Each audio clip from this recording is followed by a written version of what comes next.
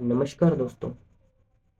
क्या आप भी एमपीएसबी वर्ग 3 यानी प्राइमरी टीचर भर्ती 2025 का फॉर्म भरना चाहते हैं? तो ये वीडियो आपके लिए है। आज हम आपको स्टेप बाय स्टेप बताएंगे कि इस फॉर्म को बिना गलती के कैसे भरें। वीडियो को पूरा जरूर देखें। चलिए वीडियो को स्टार्ट करते हैं।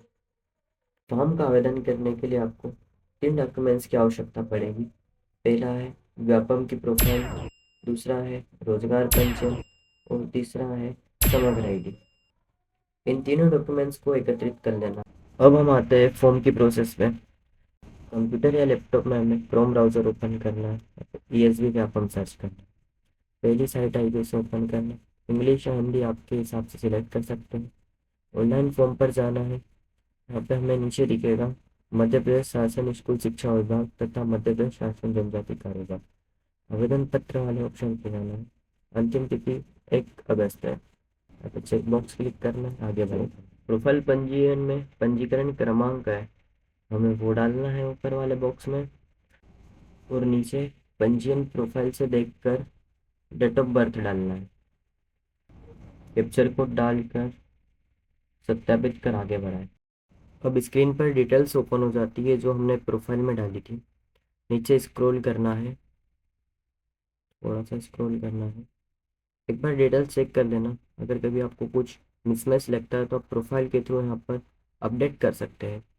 अब आपको यहाँ पर स्वयं का घोषणा पत्र इसलिए नहीं दिखाई दे रहा है क्योंकि ये फॉर्म एक विकलांगता का है, इसमें घोषणा पत्र नहीं शो करता। अब नीचे आना है, हमें आगे बड़े पर क्लिक करना है। नेक्स्ट स्टेप पर आ जाते हैं। नीचे आएंगे तो हम एक पूरा फॉर्म ओपन हो जाएगा। यहाँ पर जो पात्रता परीक्षा हमने क्वालिफाई की थी, यहाँ पे रोल नंबर, श्रेणी और जितना परसेंटेज बना था यहाँ पे सारा ओपन हो जाता है। चलिए आगे बढ़ते पॉइंट नंबर 36 पर आते हैं। यदि ये ऑप्शंस आपके लिए पात्र है तो इसे यस कीजिए वरना नो कीजिए। नेक्स्ट स्टेप पर आते हैं। क्या है ये बिंदु क्रमांक? इसे हमें हाँ करना है। क्या आप इंग्लिश मीडियम में पढ़ना और पढ़ाना सक्षम रखते हो, मतलब आप इंग्लिश मीडियम में पढ़ना और पढ़ाना चाहते हो तो यहाँ पे यस करना है। अगर कभी नहीं पढ़ाना चाहते हो या पढ़ना चाहते हो तो नहीं करना है। अगला आते हैं। क्या मध्य प्रदेश के शासन क्षतिपूर्ति कर्मचारी? यदि हो तो यस कीजिए, ना हो तो ना कीजिए। अगले पॉइंट पर आते हैं। ये वाला ऑप्शन तो ब्लॉक ही है। क्या आप विक्रम पुरस्कार से सम्मानित खिलाड़ी है? यदि आपको विक्रम पुरस्कार मिला है तो यस कीजिए वरना नो कीजिए। क्या आप वह अभ्यर्थी हैं जिन्होंने पूर्व में आयोजित भर्तियों में अतिथि शिक्षक आरक्षण का लाभ ले लिया है?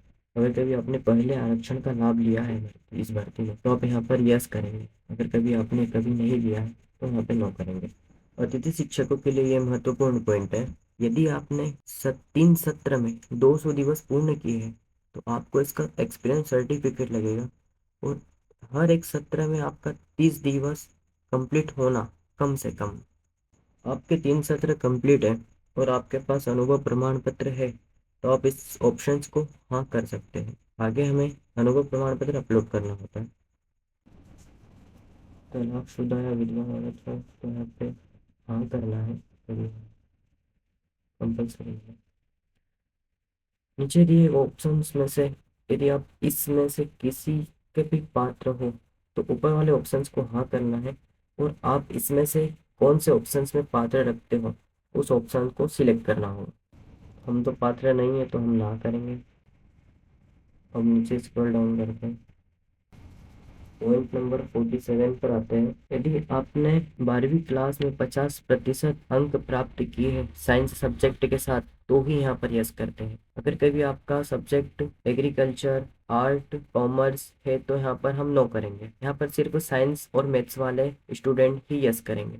यदि आप ST SC OBC या EWS जनरल वाले EWS का प्रमाण पत्र है, उससे बिलोंग करते हैं तो यहाँ पर यस करेंगे। EWS का प्रमाण पत्र नहीं है तो हम यहाँ पर यस नहीं कर सकते। पॉइंट नंबर 49 पर आते हैं। आप इनमें से कौन सी शैक्षणिक योग्यता रखते हैं? जैसे कि पॉइंट नंबर फर्स्ट है कम से कम 50% अंकों के साथ हायर सेकेंडरी अथवा इसके समकक्ष जैसे 12th क्लास और इसके साथ 2 वर्ष का डिप्लोमा जिससे 12वीं और डीएड 12वीं के साथ डीएड करने वाले फर्स्ट वाले ऑप्शन को चॉइस कर सकते हैं। आप इनमें से आपकी शैक्षणिक योग्यता के अनुसार ऑप्शन को सिलेक्ट कर लेना। अगले स्टेप पर पेपर कोड सिलेक्ट करते हैं। ये पेपर कोड कंपलसरी सबके लिए ऑटो फिल्टर लग जाता है। Click here for reference, left click करेंगे। आगे जैसे बढ़ते नेक्स्ट स्टेप ओपन होती है। ऊपर वाले ऑप्शन सारे लॉक हो जाते हैं। प्रेफरेंस सिलेक्ट करना होता है। यहाँ पे हमें हमें कौन सा प्रेफरेंस फर्स्ट पे रखना है, कौन सा सेकंड, आपके हिसाब से यहाँ पर प्रेफरेंस को सिलेक्ट कर लेना।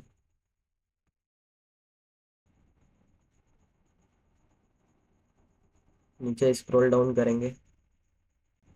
मध्य प्रदेश राज्य के रोजगार कार्यालय में जीवित पंजीयन होना अनिवार्य है। यहाँ पर हम यस करेंगे और हमने जो वीडियो की स्टार्टिंग में रोजगार पंजीयन बताया था उसका पंजीयन क्रमांक डालना है। पंजीयन क्रमांक डाल लेते हैं। रोजगार पंजीयन से देखकर यहाँ पे पंजीयन की तिथि लिखना है। वहाँ पर साइड में लिखी रहती है।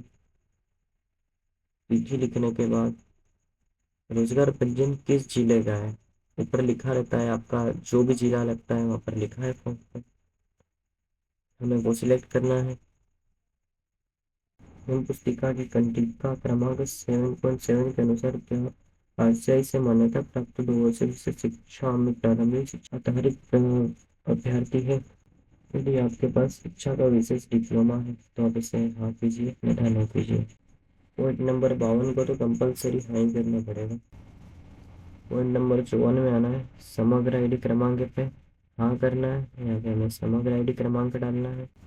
अपने हिसाब से पास पास के एग्ज़ाम सेंटर चॉइस कर लेना। यहाँ पे हमें चारों एग्ज़ाम सेंटर कंपलसरी चॉइस करना अनिवार्य है। चारों कर लेते हैं।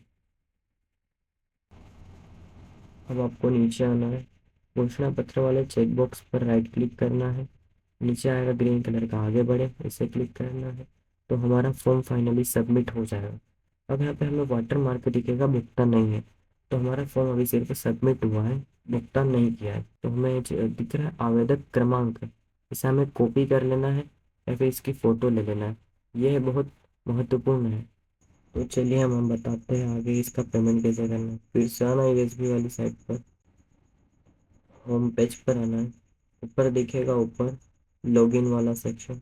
लॉगिन वाला ऑप्शन पे जाने के बाद अगर आप कियोस्क का संचालक हो तो कियोस्क यूजर लॉगिन करने के लिए कियोस्क वाले ऑप्शन पर क्लिक करना है। कियोस्क का एमपी ऑनलाइन आईडी पर लॉगिन करना है।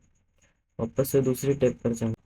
अब हमने जिस आवेदन क्रमांक को कॉपी किया था हम यहाँ पर उसे पेस्ट कर देंगे और जिसका हमने फॉर्म आवेदन किया था उस कैंडिडेट की डेट ऑफ बर्थ और पासवर्ड डालना है जो हमने पिछली वीडियो में फॉरगेट करके दिखाया था। आपको स्क्रीन पर भी दिखाई दे रहा होगा पासवर्ड, इस तरह का पासवर्ड आता है।